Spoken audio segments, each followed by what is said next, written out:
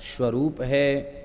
फिर भी भगवान, जब आप अपने स्वरूप को स्वयं ही जानते हैं तो आप कृपा करें हमारे ऊपर, और जिन विभूतियों के द्वारा आप इस ब्रह्मांड में व्याप्त हैं, अपनी लीलाओं का विस्तार कर रहे हैं, उन विभूतियों का परिचय कृपा पूर्वक हमें करावें, जिससे मैं भी कल्याण को प्राप्त कर सकूं। हे भगवान, आप अवश्य बतलावें, क्योंकि भूयः कथय तृप्तिर्हि शृण्वतो नास्ति में श्रुत में मृतम। आपके मुख से जो दिव्य गीता का उपदेशामृत झर रहा है, निःसृत हो रहा है, अर्जुन कहते उसका पान करते करते भी मुझे तृप्ति नहीं हो रही है, और अधिक पिपासा बढ़ती चली जा रही है। भगवान ने यहाँ हंत शब्द से प्रवचन आरंभ किया। हंत के कई अर्थ होते हैं। यहां हंत का अर्थ है अत्यंत आह्लाद में भगवान हंत का उच्चारण कर रहे हैं। माने भगवान अर्जुन पर अत्यंत द्रवित होकर के कर रहे हैं, हंतते कथे श्यामी। हंत का अर्थ है, हे मेरे प्यारे अर्जुन, मैं अपनी आत्म विभूतियों का तुम्हें वर्णन कर रहा हूं। तुमने कहा विस्तार पूर्वक बताओ, तो अंत तो मैं खुद ही नहीं जानता हूं, तो मैं क्या बताऊंगा। फिर भी कुछ शाखा चंद्र न्याय से मैं अपनी विभूतियों का संकेत कर रहा हूं। अहमात्मा गुडाकेश सर्वभूताशय स्थितः अहमादिश्च मध्यञ्च भूतानां अंतमेव च। हे अर्जुन, संपूर्ण प्राणियों का अंतर्यामी आत्मा मैं ही हूं। संपूर्ण प्राणियों का आदि भी मैं हूं, मध्य भी मैं ही हूं, और अंत भी मैं ही हूं। द्वादश आदित्यों में मैं विष्णु हूं, और प्रकाशमान तत्वों में मैं सूर्य हूं। 49 मर्तों में मैं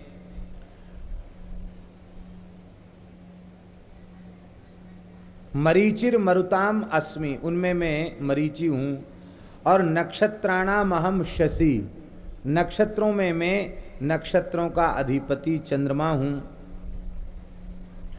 49 वायु देवताओं का तेज और नक्षत्रों का अधिपति भी मैं ही हूं।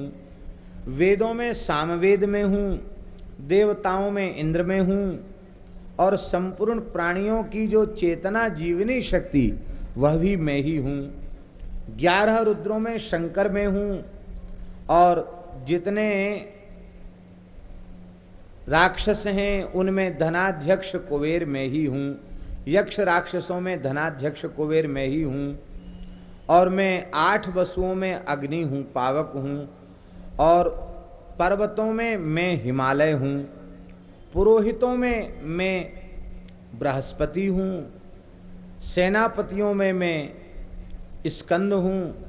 और जितने भी जलाशय हैं उन जलाशयों में मैं समुद्र हूं। समस्त ब्रह्मर्षियों में मैं भृगु हूं। ब्रह्मर्षिणाम भृगुरहम, भृगु मेरा ही स्वरूप है। इससे महाराज जी एक बात स्पष्ट हो गई कि परीक्षा लेने के लिए ऋषियों ने जो भृगु जी को नियुक्त किया, इसलिए क्योंकि भगवत रूप ही है। भगवान की छाती में लात भी भगवान ही मार सकते हैं, दूसरा नहीं मार सकता है। इसलिए ब्रह्मर्षिणाम भृगुरहम, ब्रह्मर्षियों में मैं भृगु हूं। श्री जानकी नाथ भगवान की जय। श्री ब्रह्मर्षिणाम भृगुरहम गिरामस्मेकमक्षरम, वाणियों में एकाक्षर प्रणव में हूँ, और यज्ञों में जप यज्ञ में ही हूँ। यज्ञानाम जप यज्ञोस्मि स्थावराणाम हिमालयः, स्थावरों में मैं हिमालय हूँ।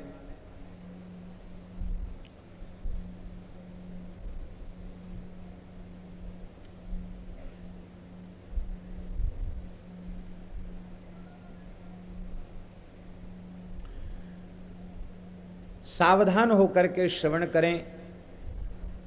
हम लोग बड़े भाग्यशाली हैं। श्री रेवासा महाराज वैसे तो नित्य ही आपका दर्शन होता है, आज किंचित विलंब हुआ, बाकी तो बहुत पहले से ही आकर के आप आरंभ में ही आप विराजमान हो जाते हैं। यही हम लोगों का परम सौभाग्य है। मनुस्मृति में मनु महाराज ने जप यज्ञ को बहुत श्रेष्ठ माना है।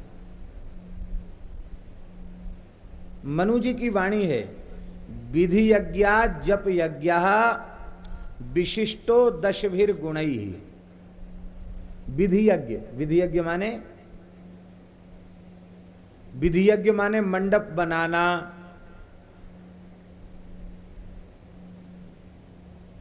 होता ऋत्विक आचार्य आदि को नियुक्त करना, तिल जौ चावल घृत आदि पदार्थ इकट्ठे करने, ब्राह्मणों का वर्ण करना, ये सब विधि यज्ञ है।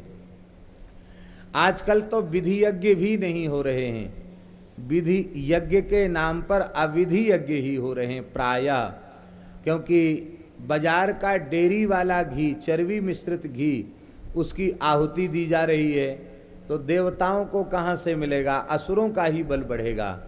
ये तो बड़े सौभाग्य की बात है कि महाभारत कथा महोत्सव के अंतर्गत जो श्री गायत्री पुरुषण महायज्ञ हो रहा है वो पूर्ण शास्त्रीय पद्धति से हो रहा है।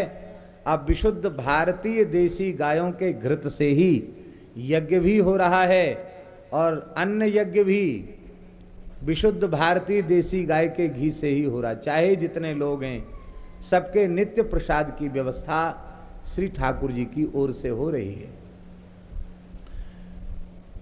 लेकिन इस प्रकार से विधि यज्ञ कम हो पाते हैं, किंतु कोई विधि पूर्वक यज्ञ किया जाए, उस यज्ञ की अपेक्षा जप यज्ञ विधि यज्ञ से 10 गुना अधिक महत्व का है, मनु जी कह रहे हैं। उसका कारण यह है कि विधि यज्ञ में चाहे जितनी सावधानी करने के बाद भी कोई न कोई छिद्र रह जाता है, कोई न कोई त्रुटि रह जाती है।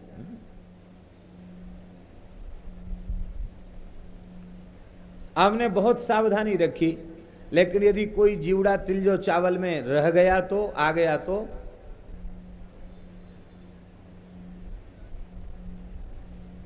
कहीं न कहीं कोई न कोई न्यूनता आ जाती है विधि यज्ञ में। किंतु जप यज्ञ में दोष बनने की संभावना बहुत कम होती है। हाँ, बस इतना ही है, व्यग्र चित्तो हतो जपः। व्यग्र चित्त होकर जप करने से जप का फल पूरा प्राप्त नहीं होता। व्यग्र चित्तो हतो जपः, इसलिए अव्यग्र चित्त होकर के जपना चाहिए। व्यग्र चित्त जानते हैं, माला जप रहे हैं और कहीं जाना है, देर हो गई तो माला तो पूरी करनी ही है, बार बार साथ से ऐसे देखते हैं सुमेरु कितनी दूर है, सुमेरु कितनी दूर है। अब जल्दी जल्दी जल्दी जल्दी थोड़ी स्पीड बढ़ा दी, गति बढ़ा दी, और गति बढ़ाने के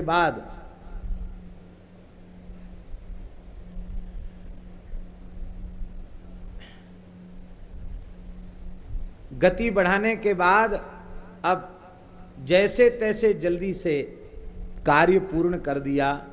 हम लोग अत्यंत भाग्यशाली हैं। अखिल भारतीय श्री पंच दिगंबर अनि अखाड़े के अखिल भारतीय श्री महंत श्री कृष्णदास जी महाराज नगरिया वाले महाराज जी, जो हमारे, हाँ हाँ आ जा,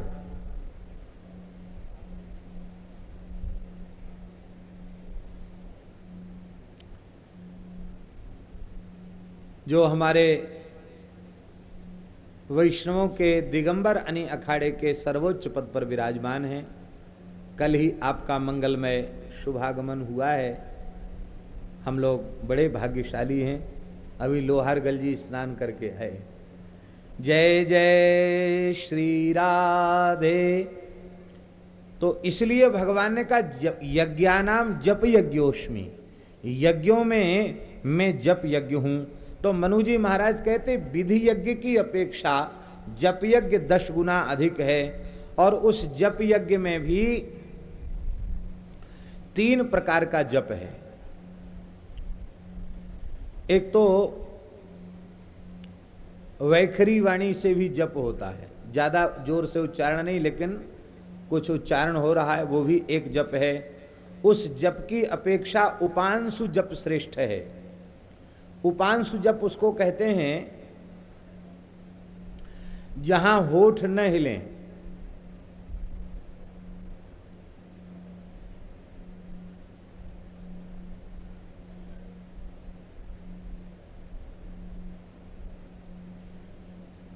जहां होठ न हिलें उसे उपांशु जप कहा जा। होठ धीरे धीरे हिलें, उच्चारण स्पष्ट न हो, पर भीतर जिह्वा हिल रही है, होठ हिल रहे हैं, उसको उपांशु जप कहा जाता है।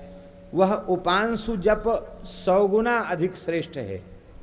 वैखरी से 10 गुना अधिक जो है उपांशु जप है, 100 गुना अधिक उपांशु जप है वाचिक से, और 1000 गुना अधिक महत्व है मानसिक जप का।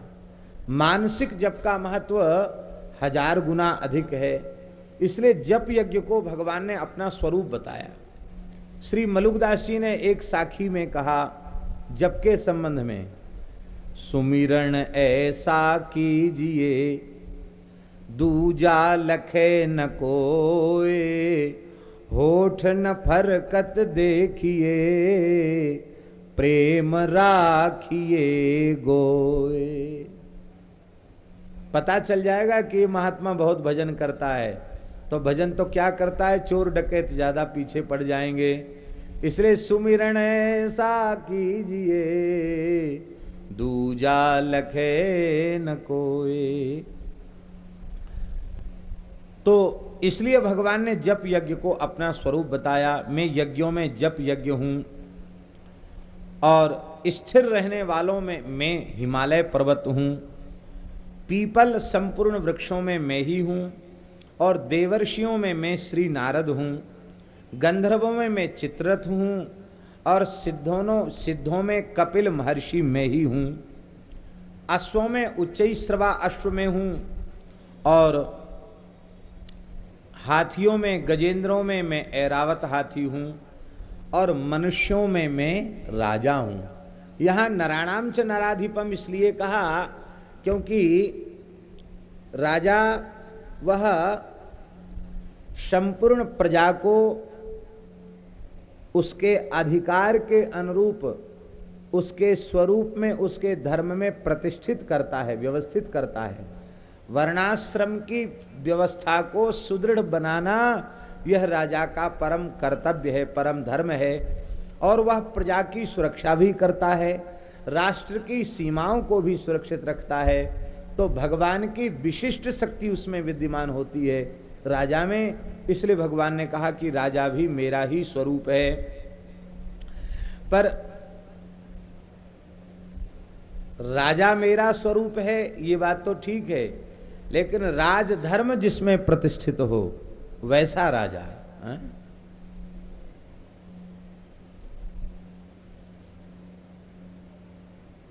अधर्म सापेक्ष राजा नहीं, धर्म सापेक्ष राजा। ऐसा जो राजा है वह मेरा स्वरूप है। शस्त्रों में मैं वज्र हूं, और गायों में मैं कामधेनु हूं। और देखिए जितनी गायें हैं वे सब कामधेनु ही हैं, क्योंकि कामधेनु की संतान है, तो कामधेनु की संतान होने से सब कामधेनु हैं। श्री अयोध्या के पूज्य श्री गोपालाचार्य जी महाराज कहा करते थे कि प्रत्येक गाय कामधेनु है, अब प्रत्येक तुलसी का पौधा कल्प वृक्ष है, प्रत्येक शालिग्राम शिला चिंतामणि है। लेकिन श्रद्धा विश्वास की कमी के कारण तुलसी के रूप में पौधा दिखाई पड़ता है, गाय के रूप में सामान्य प्राणी दिखाई पड़ता है, और शालिग्राम जी के रूप में शिला दिखाई पड़ती है। श्रद्धा और विश्वास की कमी होने के कारण मैं संतान की उत्पत्ति का हेतु कामदेव भी हूँ, सर्पों में नागराज वासुकी हूँ, और सर्पों में वासुकी हूँ, और नागों में मैं अनंत हूँ, भगवान शेष हूँ। जलचरों में मैं वरुण हूँ, पितरों में मैं अर्यमा हूँ, और शासन करने वालों में मैं यमराज हूँ। दैत्यों में मैं प्रहलाद हूँ, प्रहलादश्चास्मि दैत्यानाम, मैं दैत्यों में प्रहलाद हूँ। इसका भाव क्या है, ध्यान से सुने। प्रहलाद जी ने जिस उच्च कोटि की निष्काम सिद्धावस्था की भक्ति के स्वरूप को अपने चरित्र के माध्यम से प्रकट किया है, उस प्रकार की भक्ति का स्वरूप, ऐसी निष्काम भावना को कोई सामान्य कोटि का जीव नहीं प्रकट कर सकता है। संपूर्ण प्रहलाद चरित्र को उठाकर देख लीजिए, प्रहलाद जी पर जितने अत्याचार हुए उतना अत्याचार आज तक किसी भक्त पर नहीं हुआ, लेकिन कहीं भी प्रहलाद जी के पूरे चरित्र में त्राहिमाम रक्षमाम पाहिमाम नहीं है। विष्णु पुराण को देख लें, भागवत जी को देख लें, कहीं अपनी रक्षा की प्रार्थना प्रहलाद जी नहीं करते। इतने उच्च कोटि के निष्काम भक्त, सिद्ध कोटि के भक्त, सिद्ध कोटि के निष्काम भक्त ऐसे हैं कि बार बार भगवान के कहने पर भी वे कहते, प्रभु ये लेन देन तो बनिया और ग्राहक के बीच में होता है, आप निरपेक्ष स्वामी हैं और मैं आपका निष्काम सेवक हूं। यदि आप देना ही चाहते हैं तो कामानाम हृदय संदोहा भवतस्तु वृणेवरम, मेरे चित्त में कामनाओं का बीज ही उत्पन्न न हो, मेरे चित्त में कामनाओं का बीज ही अंकुरित न हो, यह कृपा पूर्वक हमें दे दीजिए। ऐसे निष्काम भक्त हैं। ऐसी निष्काम भक्ति को प्रकट करने के लिए मानो भगवान ही प्रहलाद के रूप में आए। और वैसे भी स्पष्ट है, प्रहलाद जी सनकादिकों के अवतार हैं और 24 अवतारों में सनकादिकों का स्मरण किया जाता है। इसलिए प्रहलादश्चास्मि दैत्यानाम, मैं दैत्यों में मैं प्रहलाद हूं। और दैत्यों में प्रहलाद मेरा स्वरूप है। मैं साक्षात काल भी हूं, गणना करने वालों में मैं काल हूं, पशुओं में मैं मृगराज हूं, पक्षियों में मैं गरुड़ हूं, और पवित्र करने वालों में मैं वायु हूं, शस्त्रधारियों में मैं राम हूं। राम का अर्थ यहाँ परशुराम जी से ही लेना चाहिए। रामः शस्त्रव्रतामहम घषाणाम मकरश्चास्मि स्रोतसास्मि जाह्नवी। जलचर प्राणियों में मैं मकर हूँ, ग्राह हूँ, और जितनी नदियां हैं उनमें मैं गंगा जी हूँ। इस प्रकार से भगवान ने कहा कि मैं सृष्टि के आदि मध्य अंत में मैं ही विद्यमान हूँ, और जितनी विद्याएं हैं उनमें मैं अध्यात्म विद्या हूँ। तत्व के निर्णय के लिए किया जाने वाला वाद ही मैं ही हूँ। अक्षरों में आकार में हूँ, और समास में द्वंद्व समास में हूँ, और मैं ही अक्षय काल हूँ, और मैं ही भरण पोषण करने वाला विश्व का मैं ही हूँ। सबको काल कवलित करने वाला मृत्यु भी मैं ही हूँ, और स्त्रियों में कीर्ति, श्री, वाक, स्मृति, मेधा, धृति और क्षमा, ये जो विशिष्ट गुण पतिव्रता नारियों में पाए जाते हैं वह भी मैं ही हूँ। यह गायन करने योग्य श्रुतियों में मैं बृहत साम हूँ, और वैदिक छंदों में मैं गायत्री हूँ। महीनों में मैं मार्गशीर्ष मास हूँ, और ऋतुओं में मैं वसंत ऋतु हूँ। छल करने वालों में मैं जुआ हूँ, और तेजस्वी पुरुषों में मैं तेज हूँ। मैं जीतने वालों के लिए विजय हूँ, निश्चय हूँ। तात्विक पुरुषों के लिए मैं ही सात्विक भाव हूँ। वृष्णिवंशियों में वासुदेव स्वयं कृष्ण मैं ही हूँ। पांडवों में अर्जुन तुम मेरे स्वरूप हो, पांडवा नाम धनंजया। मुनियों में मैं महर्षि कृष्ण द्वैपायन व्यास हूँ, और कवि नाम उसना कवि। मैं कवियों में, महाराज जी, कवियों में मैं उष्णा कवि हूँ। उष्णा कवि साक्षात शुक्राचार्य भी भगवान का स्वरूप ही हैं। दंडो दमयितामस्मि, दम में मैं दंड हूँ, और विजय करने वालों में मैं स्वयं नीति हूं।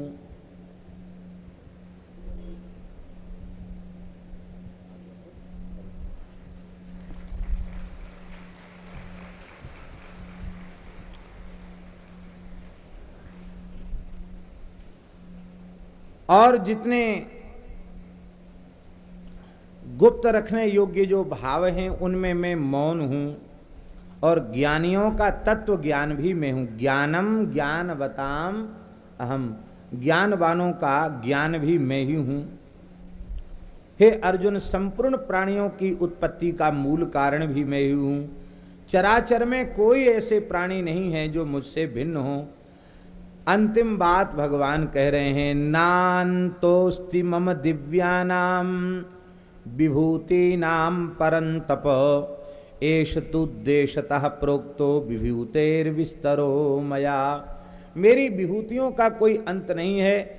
मैंने अपनी विभूतियों का जो अत्यंत विराट विस्तृत स्वरूप है उसका एक अंश ही मैंने निरूपण किया है। अधिक मैं निरूपण नहीं कर रहा हूं, एक अंश का ही मैंने निरूपण किया है। भगवान का यह श्लोक इतना सुंदर है, आगे वाला भाव, कि यदि हम लोग इस भगवत वाणी को हृदय में धारण कर लें तो संसार में हमें कहीं दोष नहीं दिखाई पड़ेंगे, हमको गुण ही गुण दिखाई पड़ेंगे। हमारी व्यापक दृष्टि हो जाएगी, हमको सर्वत्र भगवान की अनुभूति होने लग जाएगी। भगवान कह रहे हैं, यद यद विभूति मत सत्वम श्रीमदूर्जितमेव वा तत्तदेवावगच्छत्वम मम तेजोंसि संभवम। जो भी विभूति युक्त, ऐश्वर्य युक्त, कांति और शक्ति से युक्त है, जहां कहीं सृष्टि में कोई विशेषता दिखाई पड़ जाए, विशेष प्रभाव आदि दिखाई पड़ जाए, उसे तुम मेरी ही विभूति मानो। अब ये इतनी बढ़िया पंक्ति है भगवान की। प्रायः क्या होता है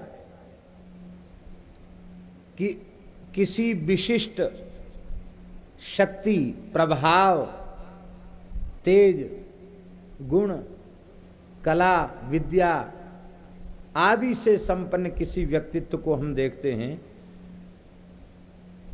या तो उसमें दोष की दृष्टि हो जाती है, या फिर उसके प्रभाव से चिढ़कर उसके प्रति मात्सर्य बुद्धि आ जाती है, द्वेष बुद्धि उत्पन्न हो जाती है, फिर असूया दोष आ जाता है, गुणों में ही दोषों का आविष्कार होने लग जाता है। और यदि हम यह समझ ले में, जो कुछ विशेषता दिखाई पड़ रही है, समझ ले में कि ये विशेषता तो भगवान की ही है, भगवान की इस विशेषता को प्रणाम है, भगवान की इस विभूति को प्रणाम है, ऐसा भाव यदि हमारे चित्त में बन जाए तो फिर किसी भी प्राणी के प्रति द्वेष नहीं होगा, किसी के प्रति मात्सर्य नहीं होगा। किसी के प्रभाव को, किसी की बढ़ती महिमा को देख करके हमारे चित्त में ईर्ष्या का जो दुष्ट भाव है वह उत्पन्न नहीं होगा। हमारे पूज्य महाराज जी में ये विशेषता थी। किसी अत्यधिक निंदी व्यक्ति की भी निंदा वे करते तो थे ही नहीं, सुनते भी नहीं थे। और उस व्यक्ति की भी चर्चा उनके सामने कोई करे तो उसमें भी किसी न किसी विशिष्ट गुण का वे स्मरण करके कहते, वाह, इस प्रकार का ये विशेषता होना ये तो भगवान की ही है, हम उसको नमस्कार करते हैं। ये वे सहज ही कह देते थे, हम उसको वंदन करते हैं, हम उसको नमस्कार करते हैं। जैसे उनमें दोष तो किसी का वे देखते ही नहीं थे। कोई भी विरक्त साधु स्त्री को संग लेकर के घूमे तो उसके स्वरूप के लिए वह अनुचित है, उसके विरक्ति धर्म के सर्वथा प्रतिकूल है, वह विरुद्ध है, नहीं करना चाहिए उसको। ऐसी ही एक घटना आई महाराज जी के सामने कि अमुक व्यक्ति हैं, वेश तो संत का ही है और एक महिला को संग लेकर घूमते हैं। देखिए यहां भी आ गए। महाराज जी डायरी में राम नाम लिख रहे थे, श्री राम श्री राम श्री राम श्री राम लिखते थे, और अंत में पृष्ठ जब पूरा हो जाता तो नीचे लिखते थे, अनेन श्रीमद अंजनी नंदन प्रियताम न मम, ये लिखते थे। इस नाम लेखन से हनुमान जी प्रसन्न हो, न मम, ये लिखते थे। कहीं लिखते श्री रामार्पणमस्तु, कहीं लिखते श्री हनुमद अर्पणमस्तु, ऐसा लिखते थे। महाराज जी नाम लिख रहे थे, लोग चर्चा करने लगे, महाराज देखिए ऐसा ऐसा है, पूरे भेष को कलंकित कर रहा है। महाराज जी ने हाथ जोड़े और बोले, भक्तमाल का सिद्धांत है, सब संतन मिले निर्णय कियो, मथि श्रुति पुराण इतिहास, भजवियो को दोई सुघर कै हरिदास। धन्य है उस संत को जिसने किसी देवी को आश्रय दिया, उन संत की दयालुता को प्रणाम है। धन्य है उस देवी को जिसने किसी हरिभक्त का आश्रय लिया, उस देवी को प्रणाम है। भजवियो को दोई सुघर कै हरिदास। इस पंक्ति को फिर कह के फिर श्री राम श्री राम श्री राम श्री राम लिखने लग गए। और जो बेचारे लोग शिकायत करने आए थे वो उठ के चले गए। वो क्या कहें उनके आगे। महाराज जी कहते गुण तो भगवान के है ही हैं, कोई बड़ा भारी दुष्ट है ये भी उसकी विशेषता है। भगवान कहते देखो, भगवान कृपा करना चाहते हैं तो दोष को भी गुण मान करके रीझ जाते हैं। दोष को गुण मानकर भगवान रीझ जाते हैं, कृपा करना चाहते हैं। अब चिंतामणि में अत्यधिक आसक्ति, ये आसक्ति एक भारी दोष है, भयंकर दोष है। आसक्ति के कारण ही जीव संस्कृति के चक्र में पड़ा है। पर बिल्वमंगल जी की चिंतामणि में जो महान आसक्ति है, उस आसक्ति के दोष को भी ठाकुर जी ने गुण मान लिया। अरे इसकी ये तो बड़ा भारी गुण है, इसमें इतना आसक्त है चिंतामणि में। ये आसक्ति यदि मेरे मंगलमय स्वरूप में हो जाए तब तो न जाने ये कितना उच्च कोटि का प्रेमी भक्त बनेगा और कितने जीवों का मार्गदर्शन करेगा, कितने जीवों को प्रेम प्रदान करेगा। ठाकुर जी ने लीला कर दी। सर्वत्र भगवान के वैशिष्ट्य का अनुभव करे, भगवान की विभूतियों का अनुभव करे। ऐसा समझना चाहिए कि वह भगवान के ही अंश से प्रकट है, यह भगवद रूप ही है, ऐसा मानकर वंदन करे। अथवा अर्जुन बहुत अधिक कहने से क्या प्रयोजन है। यह संपूर्ण जगत मेरे ही संकल्प से उत्पन्न हुआ है, इसलिए मेरा ही स्वरूप है। मैं एक अंश से जगत के रूप में स्थित हूं, इसलिए भगवान को त्रिपाद विभूति कहा जाता है। एक पाद में यह जगत है, सृष्टि है, और 3 पाद में भगवान है। त्रिपादस्यामृतन दिवि वेद में लिखा हुआ है। तो यह तीसरे पाद में सारा ब्रह्मांड है, सारा जगत है, यह भी भगवान का ही स्वरूप है। 11वें अध्याय में अर्जुन ने भगवान से प्रार्थना की है कि हे प्रभु, आप कृपा करके अपने उस दिव्य स्वरूप का दर्शन हमें कराइए। और भगवान का जो दिव्य स्वरूप है उसका वर्णन संजय करके धृतराष्ट्र को सुना रहे हैं। अर्जुन ने भगवान के विश्वरूप का दर्शन किया। इस अध्याय में भयभीत अर्जुन ने भगवान की स्तुति भी की। और फिर भगवान ने अर्जुन को जो अभिलषित स्वरूप, जिसके साथ भगवान की लीला होती है, व्यवहार होती है, भगवान का वह मंगलमय सौम्य चतुर्भुज स्वरूप अर्जुन के सामने प्रकट हुआ है। बहुत सुंदर यह अध्याय है। अर्जुन की प्रार्थना को भगवान ने स्वीकार किया और कहा कि अर्जुन, मेरी कृपा से ही इस प्रकार के स्वरूप का दर्शन संभव है। संपूर्ण विराट ब्रह्मांड को तुम मेरे ही स्वरूप में अनुभव कर लोगे। इहैकस्थम जगत कृत्स्नम पश्चाद्य सचराचरम। कहीं जाने की जरूरत नहीं है, यहीं खड़े खड़े सारे विराट ब्रह्मांड का अनुभव मुझ परमात्मा में ही कर लो। मेरे स्वरूप में, मेरे श्री अंग में ही सारे विराट ब्रह्मांड का दर्शन कर लो। किंतु इन नेत्रों से वह सब तुम नहीं देख पाओगे, इसलिए न तुमाम शक्य से दृष्टुम अनेनैव स्वचक्षुषा दिव्यम ददामि ते चक्षु पश्चिमे योगमैश्वरम। मैं अपनी कृपा से तुम्हें दिव्य दृष्टि प्रदान करता हूँ, तुम मेरे दिव्य योगैश्वर्य का दर्शन करो। भगवान ने अपना अद्भुत स्वरूप जब प्रकट किया है, हजारों मुख हैं, हजारों नेत्र भगवान के हैं, हजारों चरण हैं, और भगवान के जो है कर कमलों में असंख्य भुजाएं हैं भगवान की, उनमें विविध प्रकार के अस्त्र शस्त्र भगवान धारण किए हुए हैं। कोई भगवान के स्वरूप की सीमा ही नहीं, असीम है, कहाँ तक विस्तृत है, जहाँ तक देखो वहाँ तक भगवान का ही स्वरूप दिखाई पड़ता है। एक साथ हजारों सूर्य आकाश में प्रकट हो जाएं, ऐसी भगवान के श्री अंग की कांति प्रकाशित हो रही है। दिव्य सूर्य सहस्रस्य भवेद युगपद पदुत्थिता यदि भास सदृशी सा स्यात् भासस्तस्य महात्मना। संपूर्ण जगत को भगवान के स्वरूप में अर्जुन ने अनुभव किया और मस्तक पृथ्वी पर रख करके प्रणाम किया। हाथ जोड़ करके अर्जुन भगवान की स्तुति करने लगे। स्तुति के भावों का हम स्मरण नहीं करेंगे समय संकोच के कारण, पर विचार यह है कि स्तुति का पाठ हम अवश्य कर लें, क्योंकि इतना तो कम से कम महाभारत के व्याख्यान में हो जाए।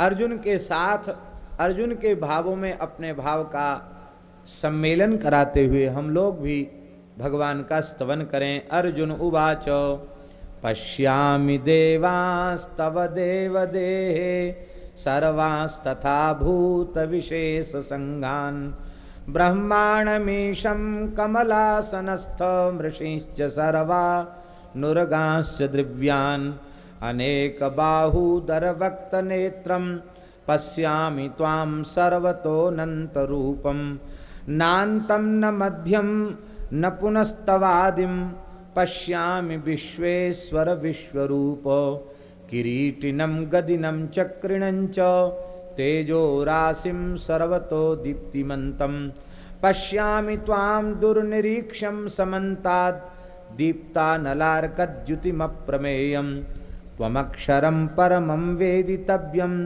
त्वमस्य विश्वस्य परम निधानम् त्वमव्ययः शाश्वत धर्मगोप्ता सनासनस्त्वं पुरुषो मतो मे अनादिमध्यान्तमनन्तवीर्यम् अनन्तबाहूं शशिसूर्यनेत्रं पश्यामि त्वां दीप्तहुताशवक्त्रं स्वतेजसा विश्वमिदं तपन्तं द्यावा पृथिव्योर्यमन्तरं हि व्याप्तं त्वयैकेन दिशश्च सर्वाः दृष्ट्वाद्भुतं रूपमुग्रं तवेदं लोकत्रयं प्रव्यथितं महात्मन् अमीहि त्वां सुरसङ्घा विशन्ति केचिद्भीताः प्राञ्जलयो गृह्णन्ति स्वस्तीत्युक्त्वा महर्षिसिद्धसङ्गाः स्तुवन्ति त्वां स्तुतिभिः पुष्कलाभिः रुद्रादित्या वशवो ये च साध्या विश्वेश्वरौ मरुतश्चोष्मपाश्च गन्धर्वयक्षासुरसिद्धसङ्घा वीक्षन्ते त्वां विस्मिताश्चैव सर्वे रूपं महत्ते बहुवक्त्रनेत्रं महाबाहो बहुबाहुरूपादं बहुदरं बहुदंष्ट्राकरालं दृष्ट्वा लोकाः प्रव्यथितास्तथाहं नभस्पृशं दीप्तमनेकवर्णं व्यात्ताननं दीप्तविशालनेत्रं दृष्ट्वा हि त्वां प्रव्यथितान्तरात्मा धृतिं न विन्दामि लभे च शरं लभे धृतिं न विन्दामि शमं च विष्णो दष्ट्राकरालानि च ते मुखानि दृष्ट्वैव कालानलसन्निभानि दिशो न जाने न लभे च शर्म प्रसीद देवेश जगन्निवास अमीहि त्वां धृतराष्ट्रस्य पुत्राः सर्वे सहैवावनिपालसङ्घैः भीष्मो द्रोणः सूतपुत्रस्तथासौ सहास्मदीयैरपि योधमुख्यैः वक्त्राणि ते त्वरमाणा विशन्ति दष्ट्राकरालानि भयानकानि केचिद्विलग्ना दशनान्तरेषु सन्दृश्यन्ते चूर्णतैरुत्तमाङ्गैः यथा नदीनां बहवोऽम्बुवेगाः समुद्रमेवाभिमुखा द्रवन्ति तथा तवामि नरलोकवीरा विशन्ति वक्त्राण्यविज्वलन्ति यथा प्रदीप्तं ज्वलनं पतंगा विशन्ति नाशाय समृद्धवेगा तथैव नाशाय विशन्ति लोकास्तदापि वक्त्राणि समृद्धवेगा लेलिह्यसे ग्रसमानः समन्ताल्लोकान् समग्रान् वदनैर्ज्वलद्भिः तेजोभिरापूर्य जगत् समग्रम मासस्तवोग्रा प्रतपन्त विष्णु आख्याहि मे को भवानुग्र रूपो नमोस्तु ते देववर प्रसीद विज्ञातुमिच्छामि भवन्तमाद्यं नहि प्रजानामि तव प्रवृत्तिम। भगवान से अंतिम में स्तुति करते करते अर्जुन ने पूछ लिया कि भगवान आप उग्र रूप वाले कौन हैं? हे देवों में श्रेष्ठ, आपको बार बार नमस्कार है, आप प्रसन्न हो जाइए। मैं यह जानना चाहता हूं कि इस विकराल स्वरूप के द्वारा आप क्या करना चाहते हैं, आपकी प्रवृत्ति जानना चाहता हूं। भगवान ने कहा, श्री भगवान उवाचो कालोस्मि लोकक्षयकृत प्रवृद्धो लोकान् समाहर्तुमिह प्रवृत्तः रतेऽपि त्वां न भविष्यन्ति सर्वे ये वस्थिताः प्रत्यनीकेषु योधा तस्मात् त्वमुत्तिष्ठ यशो लभस्व जित्वा शत्रून् भुङ्क्ष्व राज्यं समृद्धं मयैवेते निहिताः पूर्वमेव निमित्त मात्रं भव सभ्यसाचिन्। भगवान बोले, संपूर्ण लोकों का क्षय करने के वाला महाकाल मैं ही हूं। ऐसा समझ लो कि इस समय मैं सबका विनाश चाहता हूं और प्रतिपक्षियों की सेना में स्थित जो योद्धा लोग हैं वे भी नहीं रहेंगे, सबका नाश हो जाएगा। तुम युद्ध न भी करोगे तो भी नाश हो जाएगा, मैंने नष्ट कर ही दिया है। इसलिए तुम सन्नद्ध हो जाओ, कमर कस के खड़े हो जाओ, यश को प्राप्त करो, विजयश्री को प्राप्त करो, समृद्ध राज्य को प्राप्त करो। जिन्हें तुम मारने में हिचकिचा रहे हो ये सब पहले ही मेरे द्वारा मारे गए हैं। मयैवेते निहिताः पूर्वमेव, पूर्वम एव निहिताः, इसका तात्पर्य क्या है? पूर्वम कब? हमारे महाराज जी कहते थे, भगवान के कहने का भाव यह है कि जिस दिन याज्ञसेनी परम भक्ता द्रौपदी के पवित्र केश पासों का स्पर्श कौरवों ने किया था, उसका तिरस्कार किया था, उसी समय मैंने सबको नष्ट कर दिया था।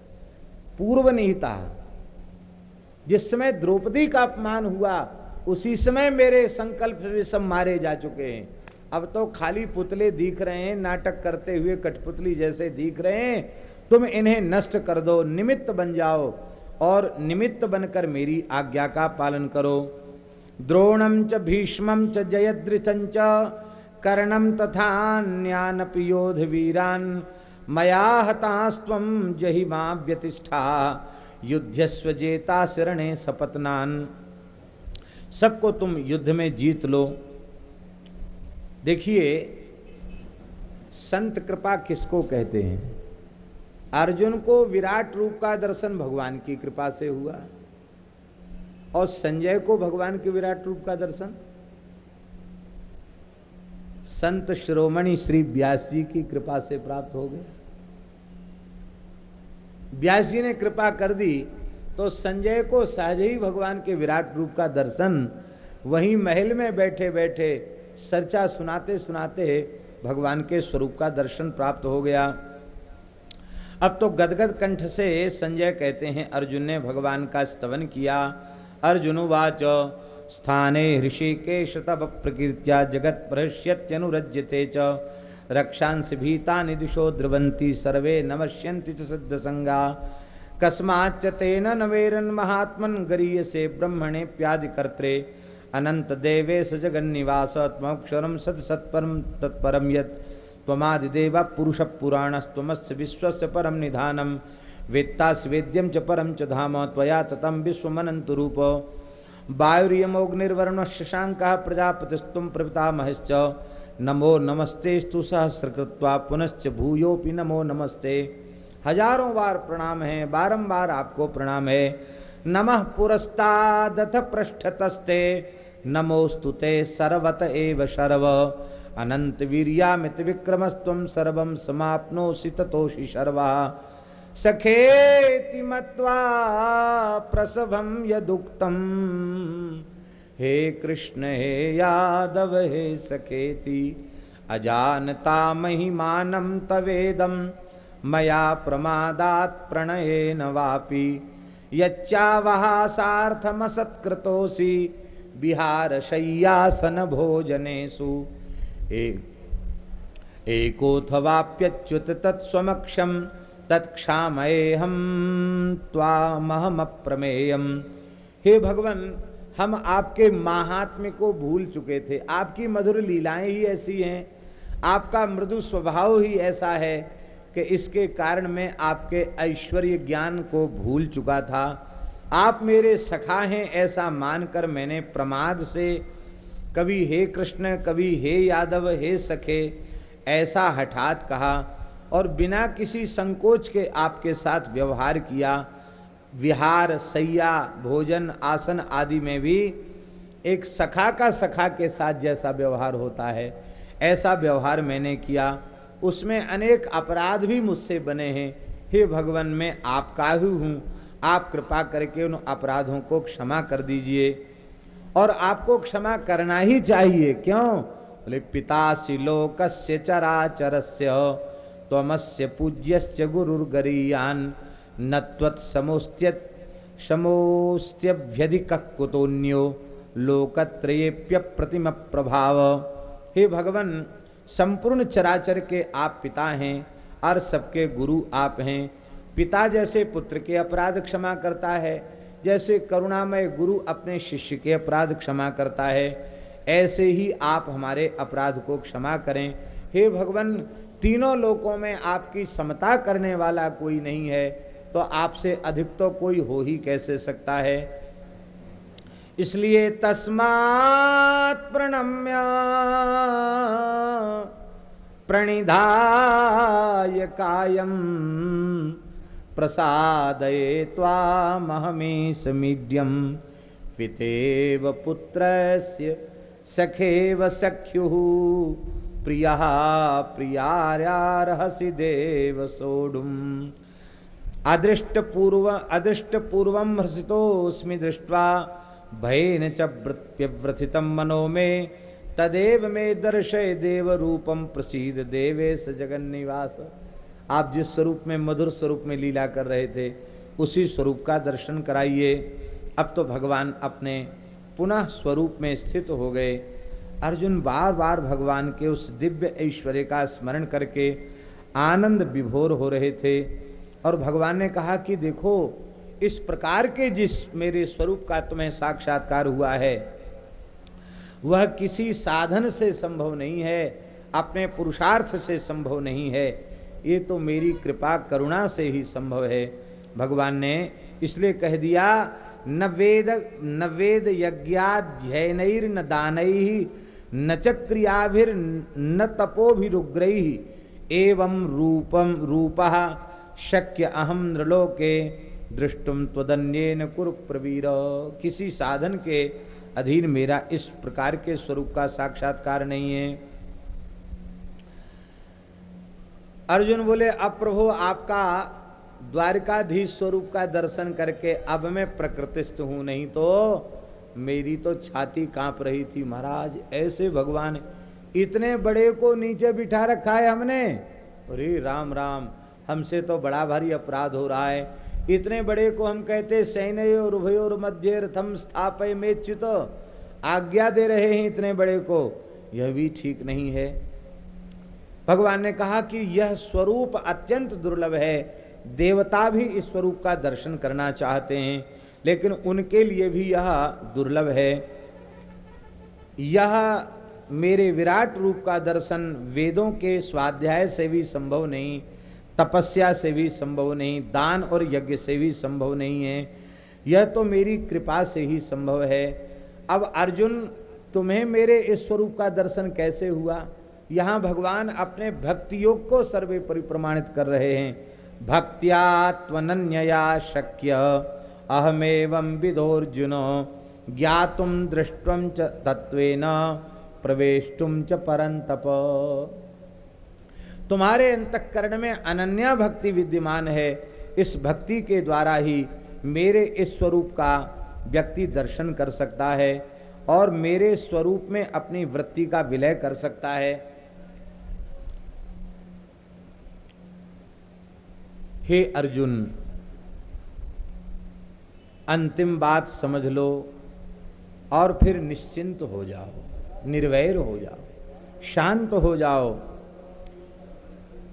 प्रत्यक मत कर्म कृन् मत परमः मद भक्तः संग वर्जितः निर्वैरः सर्वभूतेषु यस्य मामेति पांडव। हे अर्जुन, जो पुरुष संपूर्ण कर्तव्य कर्म मेरी प्रसन्नता के लिए करता है, मेरा परायण, मेरा भक्त है, समस्त प्रकार की आसक्तियों को दोष से रहित है, किसी प्राणी के प्रति वैर बुद्धि उसके चित्त में नहीं है, ऐसे भक्तिमान पुरुष निश्चित ही मुझे ही प्राप्त होते हैं। वे संसार चक्र में भटकते नहीं हैं। यह विश्वरूप दर्शन नामक 11वां अध्याय भगवान के चरण कमलों में निवेदित है। श्री वृंदावन बिहारी। 12वें अध्याय में भक्ति योग का वर्णन है। साकार निराकार के उपासक जो भगवान के भक्त हैं, उन सभी के लक्षणों का वर्णन यहाँ, ज्ञानी और प्रेमी अनुरागी भक्त सभी के लक्षणों का वर्णन इसमें किया गया है। अर्जुन ने कहा कि भगवान, आपके अनन्य भाव से भजन करने वाले जो भक्त हैं और आपके ज्योतिर्मय निर्गुण निराकार स्वरूप का भजन करने वाले जो भक्त हैं, उनका आप कृपा करके वर्णन करें। भगवान ने बहुत सुंदर शब्दों में अलग अलग वर्णन किया है। पहले भगवान वर्णन कर रहे हैं कि जो एक अपने मन को एकाग्र करके प्रगाढ़ भजन के भाव को स्वीकार करके मेरे मंगलमय नाम रूप गुण लीला का आश्रय लेते हैं, वे युक्त तमाह मता, वे मेरे श्रेष्ठ भक्त हैं। मैया वेश्य मनो ये माम नित्य युक्ता उपासते श्रद्धया पर्योपेतास्ते में युक्त तमा मता। सबसे पहले भगवान अपने प्रेमी अनुरागी भक्तों को ही श्रेष्ठ बता रहे हैं और कहते कि जो उस सर्वव्यापी अनिर्वाच्य स्वरूप, जो नित्य अचल निराकार अविकारी जो ब्रह्म है, उसके स्वरूप का जो भजन करते हैं, वे भी मुझे ही प्राप्त करते हैं और वे संपूर्ण प्राणियों में मेरा दर्शन करते हुए सभी का समान भाव से हित चाहते हैं, सबकी सेवा सबके उपकार में लगे रहते हैं। किंतु हे अर्जुन, देहाभिमानी जो पुरुष हैं, जब तक उनके देहाध्यास की सर्वथा निवृत्ति नहीं हुई है, तब तक इस प्रकार के मेरे ज्योतिर्मय स्वरूप की उपासना उनके लिए अत्यंत कठिन है। इसलिए जो भक्त अनन्य भाव से मेरे नाम रूप गुण लीला का आश्रय लेकर मेरा भजन करते हैं, मेरी उपासना करते हैं, उन्हें अपने उद्धार की चिंता भी नहीं करनी पड़ती है। तेसाम हम समुद्धरता मृत्यु संसार सागरात भवामि नचिरात पार्थो मैयावे सतचेतसाम। जिनका चित्त मुझ में लगा हुआ है, ऐसे लोगों के मृत्यु संसार सागर से मैं स्वयं ही पार कर देता हूँ। उन्हें पार जाने का संकल्प भी नहीं करना पड़ता, सहज ही मैं पार कर देता हूँ। इसलिए हे अर्जुन, मय्येव मन आधत्स्व मयि बुद्धिम निवेशय निविशिषि मय्यैव अत ऊर्ध्वं न संशयः। तुम मुझ में ही अपने मन को समर्पित कर दो, बुद्धि को भी मेरे चरणों में ही अर्पित कर दो। और जब मन बुद्धि मुझ में समर्पित हो जाएंगे तो तुम सदा सर्वदा मुझ में ही स्थित रहोगे। और जब मुझ में ही स्थित रहोगे तो फिर मुझे ही प्राप्त करोगे, इसमें कोई संदेह नहीं होना चाहिए। यदि तुम इसमें समर्थ न हो, मुझ में अपने मन बुद्धि को स्थित नहीं कर सकते, तो अभ्यास योग के द्वारा तुम मुझ में अपने वृत्ति को रमण कराने का प्रयत्न करो, कोशिश करो। अभ्यास योग क्या है? अभ्यास की कल भी हमने चर्चा की थी, आज पुनः चर्चा कर रहे हैं। निरंतर भगवान के नाम का जप यही सबसे श्रेष्ठ अभ्यास है। नाम जप, इसी को भगवान ने अभ्यास कहा। अभ्यासेन तो कौन्तेय वैराग्येण च गृह्यते, वहां भी कल हमने चर्चा की थी, नाम जप को ही भगवान ने बताया। हमारे वैष्णवों के संतों के मत से नाम का आश्रय लेते ही बिना चाहे रूप का प्राकट्य हो जाता है, और रूप प्रकट होते ही लीला का प्राकट्य हो जाता है। रूप और लीला का प्राकट्य प्राकृत प्रदेश में नहीं होता, दिव्य अप्राकृत चिन्मय प्रदेश में होता है, और जो दिव्य अप्राकृत चिन्मय रसमय प्रदेश होता है उसी को धाम कहा जाता है। इसलिए नाम से ही रूप लीला धाम तीनों का प्राकट्य हो जाता है। और नाम का आश्रय जिन्होंने नहीं लिया उनके सामने कथनचित रूप प्रकट होगा भी तो रूप का स्वाद उसे नहीं मिलेगा, जो स्वाद मिलना चाहिए वो स्वाद उसको नहीं मिल पाएगा। राक्षसों को कहां मिला स्वाद, क्योंकि नाम जप की पूंजी उनके पास नहीं। नाम जप की पूंजी नहीं होगी तो लीला का आस्वादन भी ठीक से नहीं हो पाएगा, और नाम से विमुख है तो श्री धाम में रह करके भी धाम के रस का अनुभव नहीं हो पाएगा। इसलिए नाम रूप लीला धाम, इस चतुष्टय में नाम ही प्रधान है। नाम के बल से भक्तिमती मीराबाई ने राजस्थान के मेड़ता में श्री वृंदावन धाम को प्रकट कर दिया, मेड़ते को वृंदावन बना दिया। ये नाम की महिमा है। हमारे श्री राम सनी संप्रदाय के अनेक आचार्यों ने राजस्थान के किसी किसी क्षेत्र में विराजमान होकर के भजन किया, और वहां उनके भजन करने से ही वे महान तीर्थ हो गए। सब तीर्थों ने वहां आकर के उन्हें दर्शन दिया, बड़े बड़े तीर्थ वहां आकर के प्रकट हो गए। ये नाम की महिमा है। इसलिए मेरे नाम का अभ्यास करो। इसमें भी तुम समर्थ न हो पा रहे हो तो संपूर्ण कर्म मेरी प्रसन्नता के लिए करो, अब मुझे ही अर्पित कर दो, इससे भी तुम्हारा काम बन जाएगा। देखिए, ज्ञान, भक्ति और निष्काम कर्म योग, ये तीन ही मार्ग हैं जीव के कल्याण के। लेकिन अपनी पात्रता का जब विचार करते हैं तो लगता है ज्ञान योग के भी हम अधिकारी नहीं, क्योंकि ज्ञान योग में प्रकृति से सर्वथा ऊपर उठना है, और अहंकार प्रकृति इतनी सूक्ष्म है कि महाराज इससे ऊपर उठना अपने बस की बात नहीं। भगवान दया करें तो भले ही उठ जाएं, अन्यथा बड़ा कठिन काम है। ज्ञान योग में अपनी पात्रता नहीं दिखाई पड़ती। निष्काम कर्मयोग की बड़ी महिमा भगवान ने वर्णन किया है, लेकिन जनक जी के जैसा जीवन हमारा बन जाए तब न हम निष्काम कर्मयोग के अधिकारी हों, वो भी पात्रता हमारे में नहीं दिखाई पड़ती। तब तीसरा है भक्ति योग। भक्ति योग की भी, भक्ति योग को लोग कहते बहुत सरल है, कहु भगति पथ कवन प्रयासा है, जोग नमक जप व्रत उपवासा। बड़ी महिमा भक्ति की, बड़ी सहजता सरलता का वर्णन करते हैं, लेकिन आचार्यों ने जो भक्ति को परिभाषित किया है उसको यदि हम ध्यान में रखते हैं तो लगता है वो भी बड़ी कठिन है। रघुपति भगति करत कठिनाई, बड़ा कठिन है। क्यों? अखंड तैल धारावत अविच्छिन्न भाव से भगवन नाम रूप गुणलीला की अखंड अक्षुण्ण जो निरंतर स्मृति है, उस स्मृति का नाम है भक्ति। यहाँ अखंड स्मृति कहाँ हो पा रही है?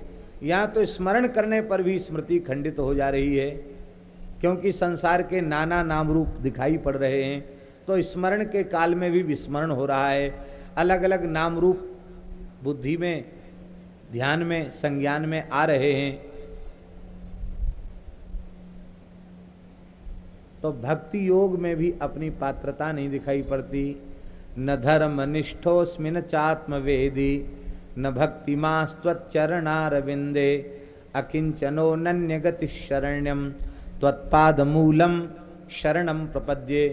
अब किसी में तुम्हारी पात्रता नहीं है तो फिर क्यों बेकार चक्कर में पड़े हो? फिर तो तुम्हारे कल्याण का कोई साधन ही नहीं बचा। अब ध्यान दें जो बात हम कहना चाहते हैं, जो ज्ञान योग, कर्मयोग, भक्ति योग, तीनों में से किसी साधन में जिसकी अधिकारिता सिद्ध नहीं हो पा रही है, वह साधक भी स्वाद आवे या न आवे, मन लगे या न लगे, केवल जिह्वा से राम राम करे, करता रहे करता रहे करता रहे करता रहे, तो बिना बुलाए अपने आप भक्ति योग आ जाएगा। जिस क्षण नाम का स्वाद मिल जाएगा, फिर अहरनिश अखंड तैल धारावत अविच्छिन्न भाव से भगवान की स्मृति सतत बनी रहेगी। अरे नारायण राम राम करते करते रोम रोम हर ठोर से भाई, ररंकार धुनि हो ये सदाई, राम सिया सबके पितुमाई, हर दम सन्मुख परें दिखाई। रोम रोम से भगवान नाम की ध्वनि प्रकट होने लग जाती है। श्री हनुमान जी के बारे में कहा जाता है कि हनुमान जी भगवान, तो कितनी बार उसके मुख से वृंदावन और गोवर्धन शब्द का उच्चारण हुआ है। धाम और भगवान में भेद है क्या? गोवर्धन वृंदावन का उच्चारण किया, साधु के पास आया, फिर भी पवित्र नहीं हुआ क्या? इसलिए किसी के बारे में बुरा मत सोचो, दुख मत करो।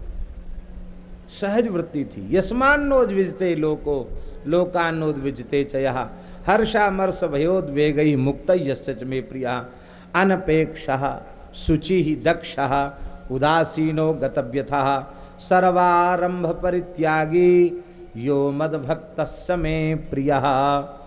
जो अनपेक्ष है, जिसको कभी किसी से कुछ नहीं चाहिए और बाहर भीतर से शुद्ध है, अत्यंत शुद्ध, शुचि माने अत्यंत निष्काम है और दक्ष है, परमार्थ पथ में अत्यंत कुशल है, पक्षपात से रहित है और जिसका अविद्या जनित दुख समाप्त हो चुका है, ऐसा जो मेरा भक्त है, जिसने समस्त आरंभों का त्याग ही कर दिया है, वह मुझे अत्यंत प्रिय है।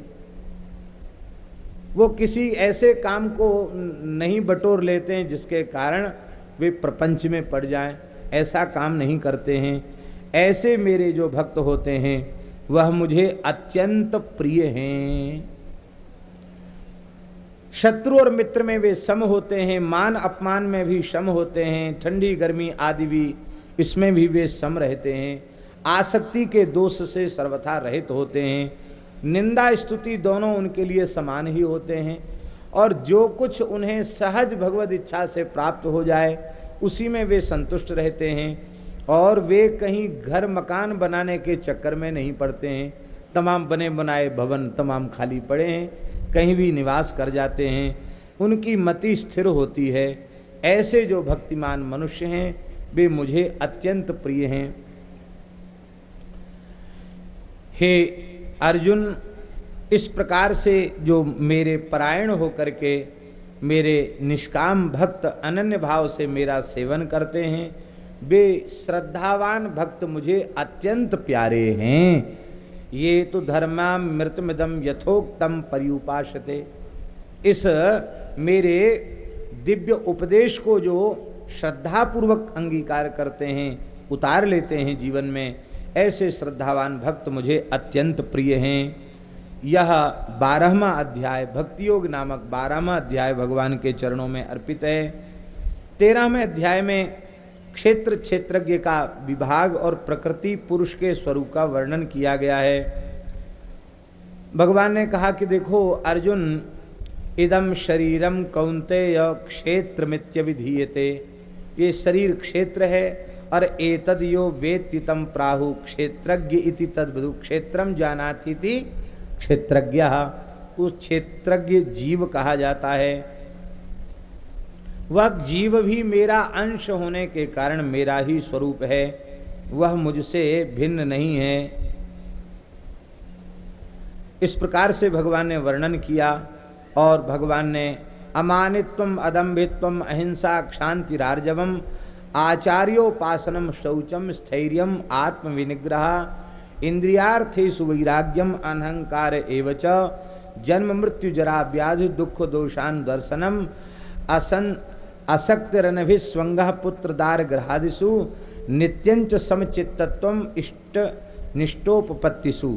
ये सब साधकों के, भक्तों के, ज्ञानियों के लक्षणों का वर्णन किया। मयि चानन्य योगे न भक्ति ही अव्यभिचारिणी, इस प्रकार के लक्षणों से युक्त होकर के मेरी अव्यभिचारिणी भक्ति करते हैं, अर्थात अनन्य भाव से मेरी भक्ति करते हैं, एकांत सेवन करते हैं और लोक व्यवहार में ज़्यादा रुचि नहीं रखते हैं। ऐसे अध्यात्म ज्ञान योग के जो पथिक हैं वह तत्व का बोध प्राप्त करके कृतार्थ हो जाते हैं। हे अर्जुन, मेरा स्वरूप एक देशीय नहीं है, मैं सर्वगत सर्वरूप सर्वमय हूँ। सर्वतः पाणिपादम तत्सर्वतोक्षिशिरो मुखम सर्वतः श्रुतिमन लोके सर्वमावृत्य तिष्ठति, सबको आवृत करके मैं विद्यमान हूँ। यह प्रकृति और पुरुष दोनों को ही अनादि ही समझना चाहिए और इसलिए प्रकृति पुरुष के स्वरूप को ठीक ठीक से समझने वाले का संसार चक्र अवश्य ही छूट जाता है और इस प्रकार से मेरे भक्त परम गति को प्राप्त करते हैं। बोलो भक्तवत्सल भगवान की जय। यह 17वां अध्याय भी भगवान, यह 13वां अध्याय भी भगवान के चरण कमलों में अर्पित है। श्री वृंदावन बिहारी। 14वें अध्याय में भगवान ने ज्ञान की महिमा, प्रकृति पुरुष से जगत की उत्पत्ति, सत्व रज तम तीनों गुणों का विवेचन और भगवत प्राप्ति का उपाय और गुणातीत पुरुष के लक्षण, इस विषय का निरूपण भगवान ने 14वें अध्याय में किया है। और भगवान ने कहा कि देखो अर्जुन,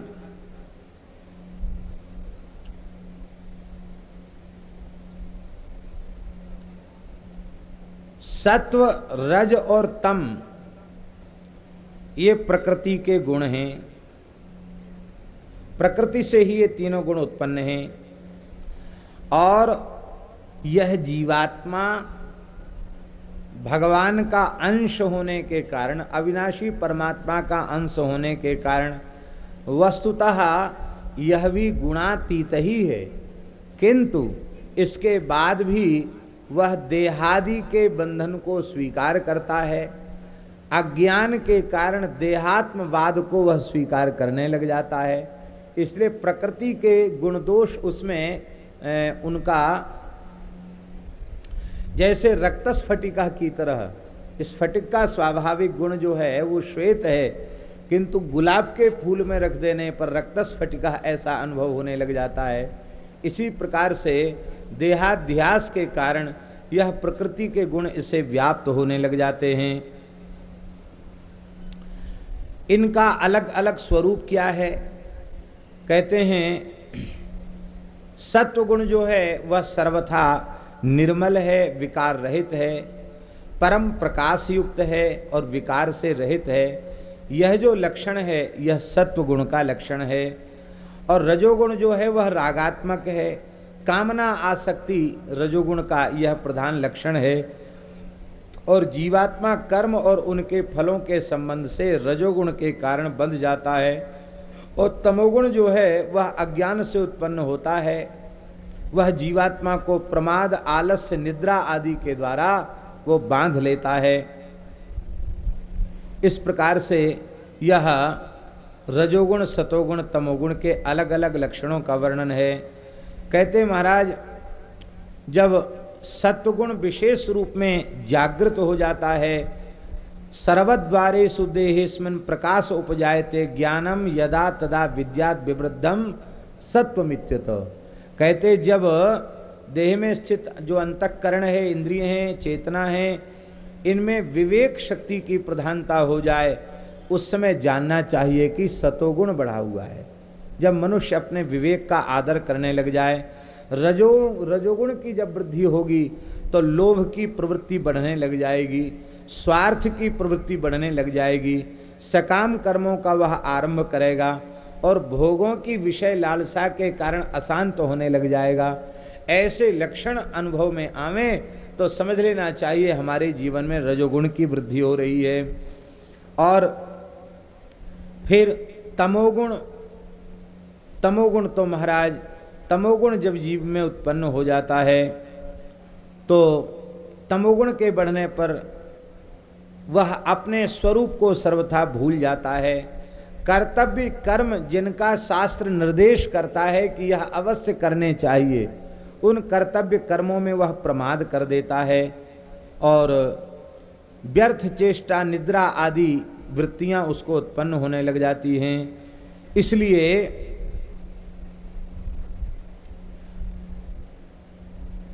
अलग अलग इन विकारों को ठीक से पहचान करके इनकी निवृत्ति का साधन करना चाहिए। सत्वात् संजायते ज्ञानम रजसो लोभ एव च प्रमाद मोहौ तमसो भवतो ज्ञानमेव च। सत्वगुण से ज्ञान उत्पन्न होता है, रजोगुण से लोभ उत्पन्न होता है, तमोगुण से प्रमाद और मोह उत्पन्न होता है। इन सबके अलग अलग फल भी हैं। सत्वगुण की वृद्धि होने पर जीव ऊर्ध्व लोकों को प्राप्त करता है, राजसी लोग मध्य में स्थित होते हैं अर्थात मनुष्य लोक में स्थित होते हैं, और जो तमह प्रवृत्ति वाले हैं वे मूढ़ आसुरी योनियों में चले जाते हैं। अर्जुन ने पूछा कि भगवान इन तीनों गुणों से अतीत पुरुष किन किन लक्षणों वाला होता है? गुणातीत पुरुष के लक्षणों का भी आप कृपा करके वर्णन कीजिए। तो भगवान ने गुणातीत पुरुषों के लक्षणों का वर्णन किया। उदासीन वदासीनो गुणैर्यो न विचाल्यते गुणा वर्तन्ते इत्येव योऽवतिष्ठति निंगते सम दुख सुख स्वस्था समलोष्टास्म कांचनः तुल्य प्रिया प्रियो धीरः तुल्य निंदात्म संस्तुतिः मानापमानयोस्तुल्यो तुल्यो तुल्यः तुल्यो मित्रारिपक्षयो सर्वारंभ परित्यागी गुणातीतः स उच्यते। ये गुणातीत पुरुष के लक्षण का भगवान ने वर्णन किया है। जो साक्षी जो आत्मा है, कहते उसके स्वरूप में जिसकी निरंतर स्थिति बनी रहती है, उससे कभी वह स्वरूप से विचलित नहीं होता है। जो निरंतर आत्म भाव में स्थित रहता है, सुख दुख आदि में समान भाव समझता है, मिट्टी पत्थर और स्वर्ण में भी उसकी वृत्ति में किसी प्रकार का भेद नहीं होता। वह ज्ञानी प्रिय अप्रिय को भी एक जैसा मानने लग जाता है। निंदा और स्तुति ये भी दोनों उसके लिए समान ही हो जाते हैं। मान अपमान में सम हो जाता है, मित्र और शत्रु में भी सम हो जाता है। ऐसा जो सर्वारंभ परित्यागी है, वो संपूर्ण कर्मों के आरंभ में कर्तापने के अहंकार से जो सर्वथा शून्य है, ऐसे गुणातीत महापुरुष कहे जाते हैं। ऐसे गुणातीत महापुरुषों को ही जीवन मुक्त महापुरुष कहा जाता है। यही जीवन मुक्त हैं। माम चयोव्यभिचारेण भक्ति योगेन सेविते सगुणान समतीत्यैतान ब्रह्म भूयाय कल्पते। अब देखो, यहाँ तक तो ज्ञान योगियों के अनुसार गुणातीत अवस्था का वर्णन किया, और आगे 26वें श्लोक में भगवान ने बड़ी सरल बात कह दी। बोले इन लक्षणों का जीवन में उतरना और इन लक्षणों से युक्त होकर गुणातीत अवस्था को प्राप्त करना बड़ा कठिन है। इसलिए जो अनन्य भाव से मेरी दृढ़ भक्ति करने लग जाते हैं, मेरा आश्रय ले लेते हैं, वे सहज ही गुणातीत हो जाते हैं। ध्यान दें, क्यों गुणातीत हो जाते हैं? क्योंकि भगवान भी गुणातीत ही हैं। तो भक्ति करते करते जब वो भगवान में स्थित हो जाते हैं और भगवान गुणातीत हैं, तो वो सहज गुणातीत अवस्था को प्राप्त कर लेते हैं। इसलिए भक्ति के मार्ग पर चल करके इस अवस्था को बड़ी सरलता से प्राप्त किया जा सकता है। यहाँ यह 14वां अध्याय भगवान के चरणों में अर्पित है। बोलो भक्तवत्सल भगवान की जय। पुरुषोत्तम योग का 15वें अध्याय में वर्णन किया है। पहले इसमें संसार वृक्ष का रूपक दे करके संसार वृक्ष के रूप में उसका वर्णन किया। भगवत प्राप्ति का उपाय बताया है, जीवात्मा का और प्रभाव सहित परमेश्वर के स्वरूप का, क्षर और अक्षर का, इन सब तत्वों का विवेचन इस पुरुषोत्तम योग में किया गया है। श्री भगवान उवाचो ऊर्ध्वमूल मदशाखम अश्वत्थम प्राहुरव्ययम छंदांसि यस्य पर्णानि यस्तम वेद सवेदविद।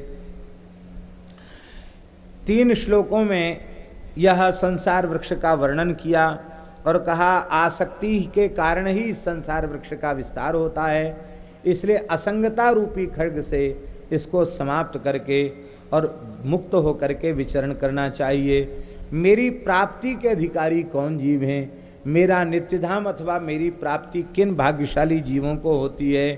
बोले निर्माण मोहा जित संग दोषा अध्यात्म नित्या विनिवृत्त कामा द्वंद्वैर्विमुक्ता सुख दुख संगैर गच्छन्त्यमूढ़ा पदमव्ययम तत्। निर्माण मोहा, जिनका मान और मोह दोनों सर्वथा नष्ट हो चुके हैं, जो सर्वथा आसक्ति के दोष से शून्य हैं, जो निरंतर परमात्मा के स्वरूप में अर्थात नाम रूप लीला में ही डूबे रहते हैं, जिनकी कामनाएं लौकिक पारलौकिक भोगों की कामनाएं निवृत्त हो चुकी हैं, जो द्वंद्वात्मक संसार के गुण दोषों से मुक्त हो चुके हैं, सुख दुख आदि से ऊपर उठ चुके हैं।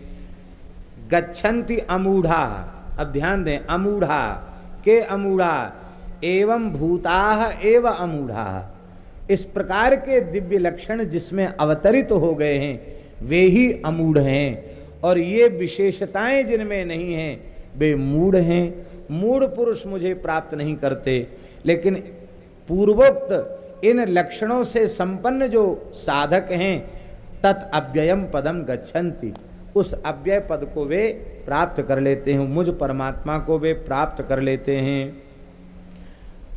मेरे उस नित्य धाम को सूर्य चंद्रमा अग्नि आदि प्रकाशित नहीं करते, क्योंकि वह भगवान, वह मेरा स्वप्रकाश धाम है।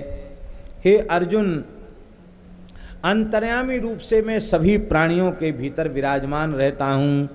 सर्वस्य चाहम हृदि सन्निविष्टो मत्तस्मृतिर्ज्ञानमपोहनञ्च वेदैश्च सर्वैरहमेव वेद्यो वेदांत कृत वेद विदेव चाहम। संपूर्ण प्राणियों के हृदय में अंतर्यामी रूप से मैं ही स्थित हूँ, मुझसे ही स्मृति ज्ञान और अपोहन होता है। वेदों को द्वारा जानने योग्य वेदांत वेद तत्व भी मैं ही हूँ, और वेदांत का कर्ता भी मैं ही हूँ, और वेदों को जानने वाला भी वेद विदेव चाहम, मैं वेदों का जानकार भी मैं ही हूँ। बोलो भक्तवत्सल भगवान की। ये बात खूब समझ में आती गीता जी की कि भगवान से ही जो है स्मृति ज्ञान आदि सब भगवान की कृपा से ही होता है। कई बार अनुभव करते हैं, कोई श्लोक सैकड़ों बार बोल चुके हैं और जब भगवान नहीं चाहते हैं तो उठता नहीं। और कोई ऐसे भी वाक्य हैं जो बरसों हो गए जिनको कभी किसी ग्रंथ में पढ़ा था और फिर उसको बीच में कभी बोला नहीं, और कई बार वो स्मृति में आ जाता है, उसको कह दिया जाता है। इससे लगता है कि वस्तुतः ये सब भगवान की ओर से ही ये सब प्रकट होते हैं, जीव की अपनी कोई सामर्थ्य नहीं है। द्वाविमौ पुरुषौ लोके क्षरश्चाक्षर एव च क्षरः सर्वाणि भूतानि कूटस्थोक्षर उच्यते। हे अर्जुन, संसार में नाशवान और अविनाशी दो ही प्रकार के तत्व हैं।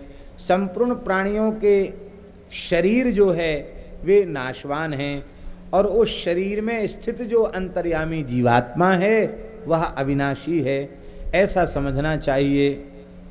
इति गुह्यतमं शास्त्रम् इदमुक्तं मया नघ एतत् बुद्ध्या बुद्धिमान स्यात् कृतकृत्यश्च भारत।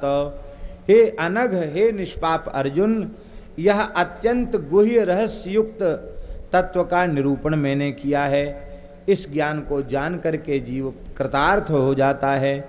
यह पुरुषोत्तम योग नामक 15वां अध्याय भगवान के चरणों में समर्पित है।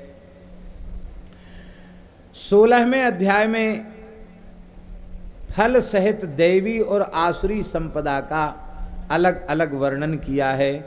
शास्त्र विपरीत आचरण का त्याग करना चाहिए और शास्त्रानुकूल आचरण ही करना चाहिए। इस पर भगवान ने जोर दिया है।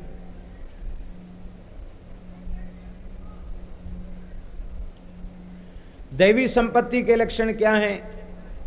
एक एक लक्षणों का श्रवण करें। अहिंसा सत्यमस्तेयम, अहिंसा सत्यमक्रोधा, त्यागः शांतिरपैशुनम, दया भूते स्वलोलुप्यम, मार्दवम ह्रीरचापलम, तेजः क्षमा धृतिः शौचम, अद्रोहो नातिमानिता, भवन्ति संपदम दैवी मभिजातस्य भारत। हे अर्जुन, जो दैवी संपत्ति से युक्त होते हैं उनमें यह पूर्वोक्त लक्षण विद्यमान होते हैं।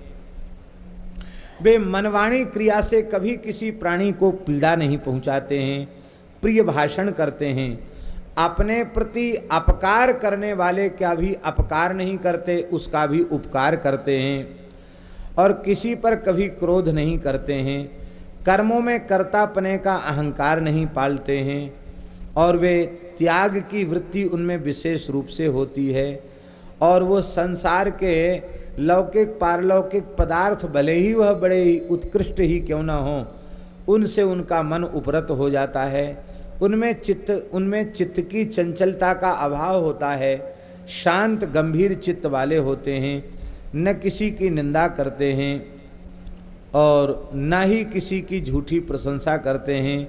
वो प्राणी मात्र पर बिना किसी कामना के, स्वार्थ की भावना के प्राणी मात्र पर दया करते हैं। इंद्रियों का विषयों के साथ संयोग होने पर भी उनमें आसक्ति का अभाव बना रहता है। अनेक दिव्य गुण उनमें आते हैं। उनमें तेज, क्षमा, धैर्य, बाहर भीतर की शुद्धि, ये सब गुण उनमें आ जाते हैं। इन लक्षणों से युक्त पुरुषों को दैवी संपत्ति वाला समझना चाहिए। ऐसे लक्षणों से युक्त पुरुष को दैवी संपत्ति से युक्त कहा जाता है। आसुरी संपत्ति दंभो दर्पोभिमानश्च, क्रोधः पारुष्यमेव च, अज्ञानम चाभिदातस्य, पार्थ संपदमासुरी। ये आसुरी संपत्ति है। आसुरी संपत्ति में सबसे पहले दंभ है। दंभ को इसलिए सबसे पहले लिया गया क्योंकि जितने भी दोष हैं वे सब पकड़ में आ जाते हैं, लेकिन ये दंभ इतना महीन दोष है, इतना सूक्ष्म है कि रहते हुए भी पकड़ में नहीं आता है, इसलिए दंभ को सबसे पहले लिया गया। दंभ का तात्पर्य है अयथार्थ को यथार्थ के रूप में प्रस्तुत करना, इसी का नाम है दंभ। जो है नहीं हमारे भीतर वह हम दूसरों के सामने अपने को प्रस्तुत करना चाहते हैं, इसी का नाम दंभ है। दंभ भारी शत्रु है, इसलिए भगवान के प्यारे भक्तों को दंभ से बचना चाहिए। जो कुछ करें वह केवल भगवान की प्रसन्नता के लिए करें। बाला मैं बैरागण होंगी, यही भेषा म्हारो गिरधर रीझे, सोई भेष धरूंगी, बाला मैं बैरागण होंगी। हम जो कुछ करें वो श्री ठाकुर जी के लिए करें। दंभ, दर्प, अभिमान, क्रोध, कठोरता, अज्ञान, ये सब आसुरी संपत्ति के लक्षण हैं। दैवी संपत्ति मोक्ष में हेतु बनती है, वो मुक्त कराने वाली होती है, और आसुरी संपत्ति बांधने वाली होती है। भगवान कहते अर्जुन तुम चिंता मत करो। क्यों? बोले दैवी संपद विमोक्षाय निबंधायासुरी मता, माँ शुच संपदम दैवीम अभिजातोसी भारत। हे अर्जुन, तुम तो दैवी संपत्ति में उत्पन्न हुए हो, इसलिए तुम्हें अपने मन में भय शोक नहीं करना चाहिए। कल हमने चर्चा की थी कि सरल उदाहरण है इसी महाभारत में। दैवी संपत्ति का उदाहरण पांडव हैं, युधिष्ठिर हैं, और आसुरी संपत्ति का उदाहरण दुर्योधन है। संपत्ति दोनों के पास है, लेकिन एक की दैवी संपत्ति है, एक की आसुरी संपत्ति है। दैवी और आसुरी संपत्ति का अलग अलग विस्तृत विवेचन करके भी सुनाया। बोले महाराज ये संसारी पुरुष आशा के पास से बंधे रहते हैं, काम क्रोध लोभ आदि से युक्त होकर के अनर्थ रूप भोगों के ही संग्रह में निरंतर लगे रहते हैं। इद मध्यमया लब्धम इमं प्राप्त से मनोरथम इद मस्तिदम में भविष्यति पुनर्धनम। वे यही सोचा करते हैं कि आज मैंने यह प्राप्त कर लिया है, अब वह प्राप्त करना बाकी है, बस वो काम और हम कर लेंगे, और मेरे पास अभी इतना धन है, अभी तो ये बहुत कम है, और ज़्यादा इकट्ठा कर लेंगे और ज़्यादा मेरे पास हो जाएगा। अभी अमुक अमुक मेरे शत्रु थे, उनको तो मैंने अपने रास्ते से हटा दिया, ख़त्म कर दिया उनको, और जो कुछ 2 4 6 बचे हैं उनको भी हम पीछा छोड़ने वाले नहीं हैं। जो कुछ भी हो, कुछ रुपया पैसा भले ही खर्च हो जाए, पर उनको भी हम समाप्त कर देंगे। ऐसी प्रकृति होती महाराज असुरों की। और वे ईश्वरो हम, महाराज मैं ही ईश्वर हूँ, मैं भोगी हूँ, मैं सिद्ध हूँ, ओ मैं बलवान हूँ, मैं सुखी हूँ, मुझसे श्रेष्ठ दुनिया में और दूसरा हो ही कौन सकता है। आप लोग लीला तो देख रहे हैं ना रोज, कितने सौभाग्य की बात है, ये भूमि कितनी भाग्यशालिनी है। 1 महीने तक लीला हो रही है रास बिहारी की। परम श्रद्धेय स्वामी श्री राम जी के श्री ठाकुर जी अपनी दिव्य लीला यहाँ प्रस्तुत कर रहे हैं। तो लीला में तो सब तरह की लीला देखने को अवसर मिले नहीं, उसमें जो भक्त आवे वो कैसे बोलें, और रावण आवे कंस आवे वो मेरे जैसा कोई दूसरा नहीं, मैं ऐसा हूं, मैं ऐसा हूं। और उनके चापलूस लोग भी उनको खूब जय जयकार करते हैं। अरे महाराज क्या कहना, आप तो आप ही हैं, आपसे बढ़कर और कौन हो सकता है। हे प्रहलाद यस्त्वया मंद भाग्योक्तो मदन्यो जगदीश्वरा। अरे अभागे प्रहलाद, मेरे अतिरिक्त जगत का ईश्वर तू मानता है, कौन है? जगत का ईश्वर तो मैं ही हूं, जगदीश जगन्नाथ मैं ही हूं, मेरे अतिरिक्त कोई दूसरा ईश्वर है तो बता कहां है। बोले कहां नहीं है। कहां नहीं? खंबे में। बोले खंबे में। भगवान खंबे से प्रकट हो गए। महाराज दुष्टों का स्वभाव होता है वो अपने को ही ईश्वर। अब ध्यान दी लीजिए, इस घोर कलिकाल में भी अनेक लोग भगवान बने घूम रहे हैं।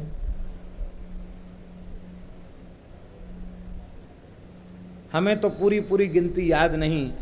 पूज्य बक्सर वाले महाराज जी गिनती बताते थे, 100-200 की संख्या से भी शायद ऊपर बताते थे। मोहनदास जी को पता होगा कितनी संख्या। वो बताते थे कि इस समय इतने परमात्मा धरती पर घूम रहे हैं। अब भगवान खुद कह रहे हैं, राक्षसी वृत्ति के जो लोग होते हैं वो अपने को भगवान सिद्ध करते हैं, जीव की इस समान। इसलिए भैया भगवान मत बनो, भगवान के दास बनो, इसी में आनंद है, भगवान बनने में आनंद नहीं। एक कथा सुनी थी जगतगुरु श्री रामानंदाचार्य स्वामी श्री रामभद्राचार्य जी के मुख से, वृंदावन में उनके मुख से एक कथा सुनी। एक दिन मनसुखा बोला ठाकुर जी से कि ठाकुर जी, कन्हैया ब्रह्मादि देवता तेरी बड़ी जय जयकार करें, तू ऐसा कर थोड़ी देर के लिए हमें भगवान बना दे। भगवान बोले मनसुखा देख, तू भगत ही बनो रहा, मेरा सखा बन रहे, यही में तेरो कल्याण है, तू भगवान बनवे की कोशिश मत कर। बोले नाए तो तू हमारा सखा, तू इतने दिनांते भगवान बनो भयो, तू थोड़ी देर के लिए हमें भगवान ना बना सके, थोड़ी देर के लिए हमें भगवान बनाए दे। ठाकुर जी बोले देख, ये भगवत्ता मोह पे ही सधेगी, तू साधनाएं पावेगो, तू तो प्रेम ते भजन कर, गैया चरा। तो नहीं माना। एक दिन ठाकुर जी जमुना जल विहार कर रहे थे, ठाकुर जी ने अपना मोर मुकुट बंसी लकुट पीताम्बर सब उसको दे दिया। उसने सोचा अवसर बढ़िया है, तो कुछ नीला सा मिट्टी कलर कुछ पोत लिया और मोर मुकुट बांध करके पीताम्बर पहन के लकुट लेके बांसुरी लेके चटक मटक चाल चलने लग गया। उसी समय कंस का भेजा हुआ एक दैत्य आ गया। अब सबको यही बताया जाता था कि तुम्हारा शत्रु है कैसा। अब भगवान तो तैर रहे थे जमुना जी के जल में, जल विहार कर रहे थे, मनसुखा ही पकड़ में आ गए। अब वो दौड़ा राक्षस मनसुखा, कूदा जमुना जी में, ओ कन्हैया बचा बचा बचा। कहा भयो? अरे बोले राक्षस आयो। बोले तू भगवान बने हो तो तू मुकाबला कर राक्षस से। बोले ये तो तोपे ही सधे को ले अपने। तो कहते जब तक वो जमुना जी में कूदा तब तक तो राक्षस ने कुछ तमाचा जड़ दिया था बेचारे पर। तो जल्दी से मोर मुकुट पीताम्बर सब दे दिया। बोले भैया तू ही भगवान बन सके, हम भगवान नहीं बन सके, हम तो भगत ही अच्छे। बोलो वृंदावन बिहारी। भगवान के सेवक बनो, भगवान के दास बनो, इसी में लाभ है। ऐसे वे